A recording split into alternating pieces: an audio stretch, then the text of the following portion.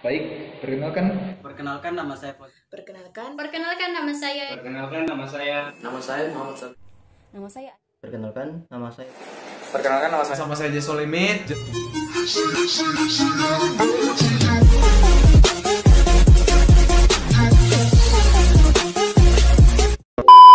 Baik, perkenalkan nama saya Fernando Pembonan, NIM dia 0411811508, Prodi Teknik Elektro. Tipe pasangan ideal yaitu seiman, baik, cantik, manis, penyayang. Perkenalkan nama saya Fauzan Azim Alimuddin, NIM D0411811038 dari Departemen Elektro. Tipe ideal cewek yang diinginkan, yang pertama seiman, kedua baik, yang ketiga hormat kepada orang tua, yang keempat lebih tua dari saya, dan yang pastinya dia mau sama saya. Perkenalkan nama saya Andi Munasira dari Universitas Hasanuddin, Prodi Teknik Elektro. NIM D0411811338. Adapun tipe ideal untuk pasangan saya, yang pertama itu dia soleh, yang kedua jujur, yang ketiga dia pekerja keras, yang keempat dermawan dan cerdas. Perkenalkan nama saya Yuyun, saya dari Fakultas Teknik Universitas Hasanuddin, Prodi Teknik Elektro, NIM D0411811014. Nah, selanjutnya saya akan memberitahukan tipe ideal saya. Yang pertama itu dia soleh atau dia rajin beribadah, yang kedua dia bertanggung jawab, yang ketiga dia pintar, yang keempat dia memiliki goals tersendiri, dan yang terakhir intinya dia peduli. Perkenalkan nama saya Ronaldo Randabawan dari Departemen Elektro Fakultas Teknik Universitas Hasanuddin. Tipe pasangan ideal saya itu setia, cerdas, dan tulus. Nama saya Muhammad Sabri Mashkur, NIM D0411811348. Berasal dari Universitas Hasanuddin, Fakultas Teknik, Departemen Elektro. Tipe pasangan hidup saya, yang pertama jelas wanita, yang kedua paham agama, yang seiman tentunya agama Islam, yang ketiga pintar memasak,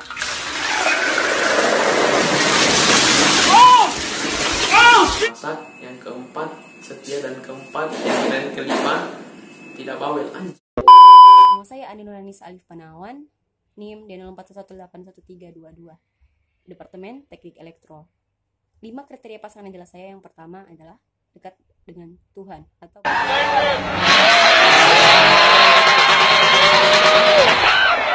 baik agamanya. Yang kedua, bijaksana. Yang ketiga, enak dipandang wajahnya. Yang keempat, cerdas pikirannya. Dan yang kelima, lembut dan tegas. Perkenalkan, nama saya Zulfahmi Rizal. Saya dari Departemen Elektro 2018. Tipe pasangan ideal untuk saya yaitu pertama, dia senantiasa menjaga diri dan kehormatannya, menjaga pergaulannya, senantiasa mendekatkan diri kepada Rabb-nya, menjauhi apa yang dilarang dan apa yang diperintahkan, dan melaksanakan setiap hal yang diperintahkan oleh Rabb-nya. Kemudian yang terakhir itu, dia senantiasa atau selalu menyayangi keluarganya. Nama saya Rukmana dari Departemen Teknik Elektro, NIM D0411811310. Tipe ideal pasangan hidup saya yaitu mandiri, ramah, baik, pintar masak tentunya, kemudian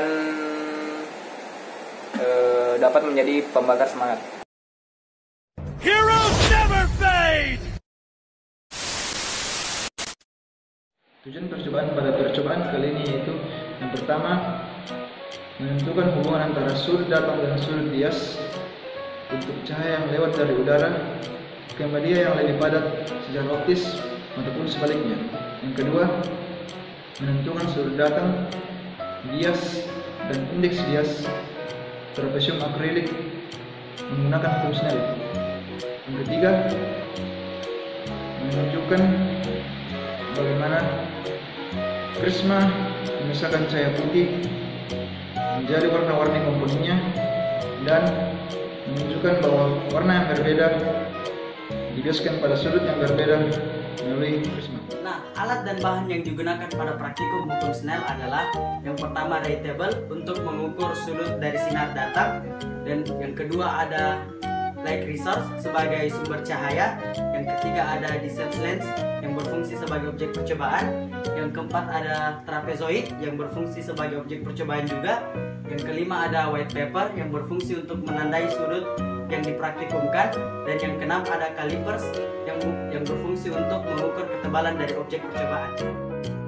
Selanjutnya saya akan menjelaskan prosedur reversibility.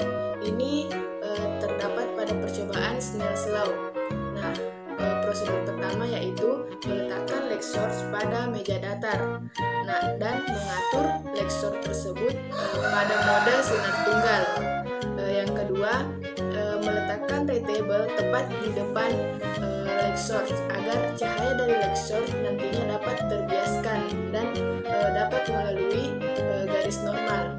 Selanjutnya, di Sharps lens diletakkan di atas ray table.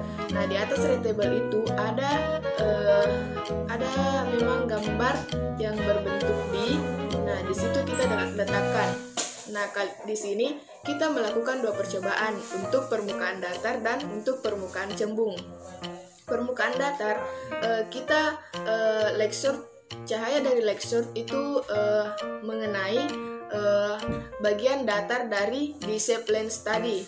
Di sini kita menggunakan beberapa sudut, ya yang pertama 0 derajat, 10 derajat, 20 derajat, 30 derajat, dan 40 derajat.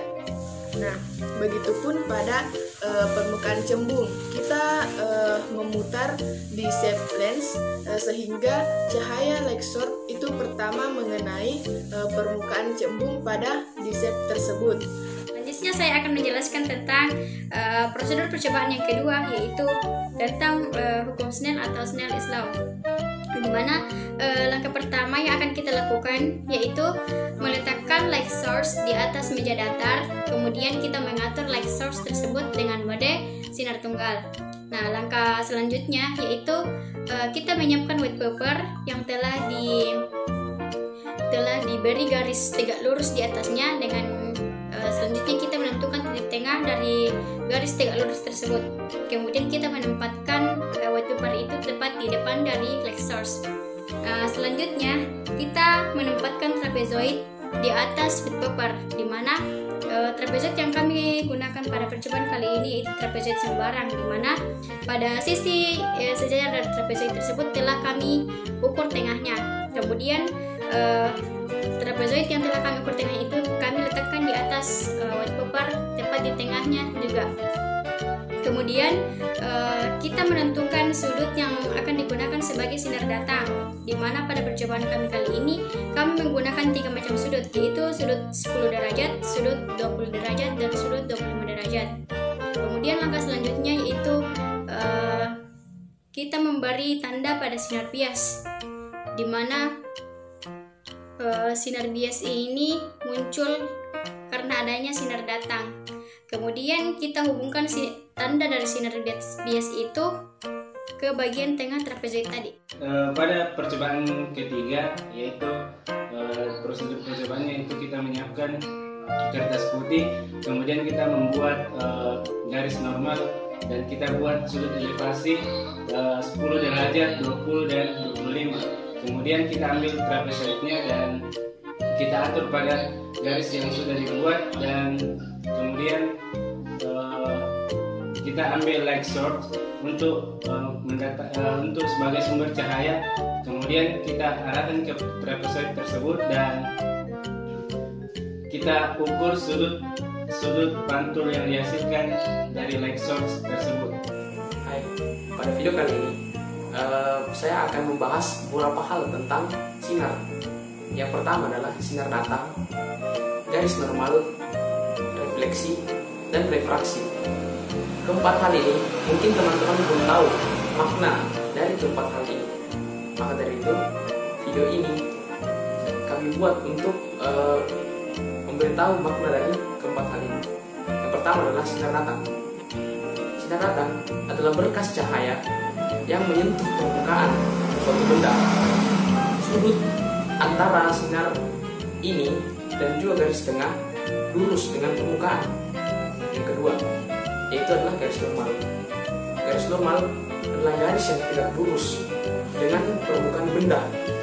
Garis normal ini merupakan garis hayal yang fungsinya untuk memudahkan kita menggambarkan sinar datang dan sinar pantul. Yang ketiga adalah refraksi. Refraksi atau biasa kita sebut dengan pembiasan adalah peristiwa membeloknya suatu cahaya karena melalui dua medium, entah itu dari medium yang rapat ke medium yang renggang atau medium yang renggang ke medium yang rapat. Yang terakhir adalah refleksi.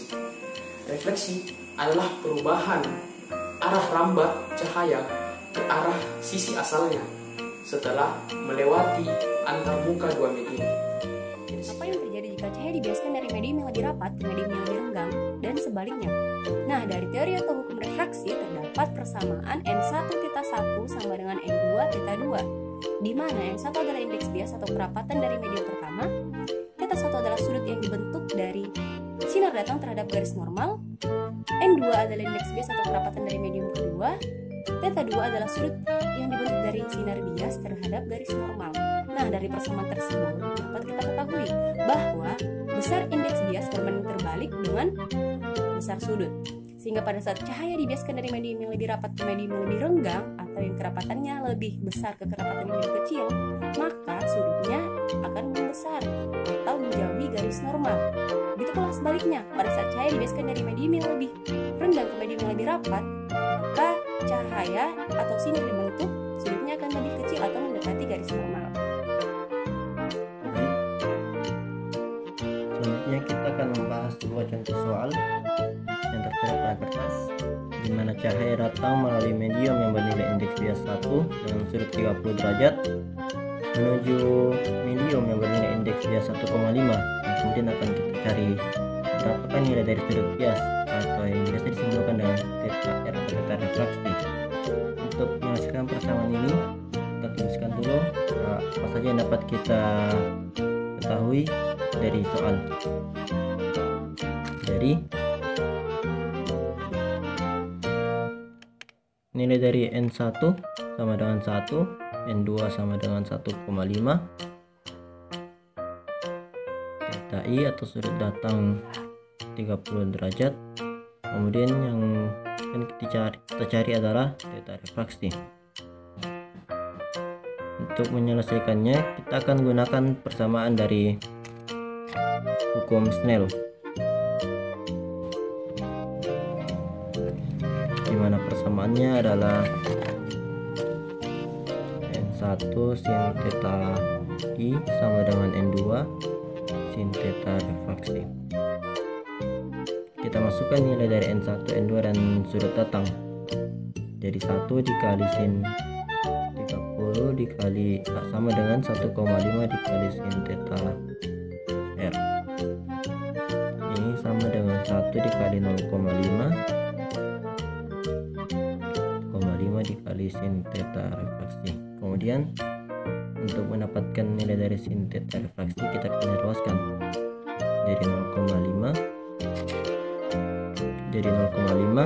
dibagi 1,5, ini sama dengan 0,33. Untuk mendapatkan nilai dari θ refraksi, kita akan dari nilai tersebut, jadi θ refraksi adalah arc cos tangan sin pangkat minus 1 dari 0,33. Nilainya adalah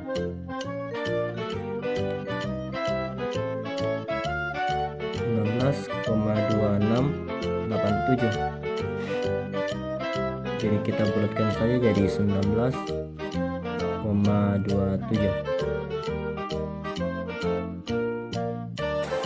Setelah melihat penjelasan dari teman-teman saya sebelumnya, maka pada percobaan kali ini, yaitu hukum Snell, kami dapat menarik 3 buah kesimpulan, yaitu yang pertama, apabila cahaya melewati udara menuju medium, yaitu set lens, maka cahaya akan dibiaskan mendekati garis normalnya, di mana θ r lebih kecil dari θ i-nya. Itu untuk permukaan datar. Kemudian untuk permukaan cembungnya, cahaya akan dibiaskan menjauhi garis normalnya, di mana theta R lebih besar dari theta I-nya. Kemudian untuk poin kedua, yaitu berdasarkan hukum Snell, indeks bias medium kedua dapat ditentukan dengan mengetahui sudut datang, sudut bias, dan indeks bias sudut medium 1 dengan persamaan N1 kali sinus 1 sama dengan N2 kali sinus 2.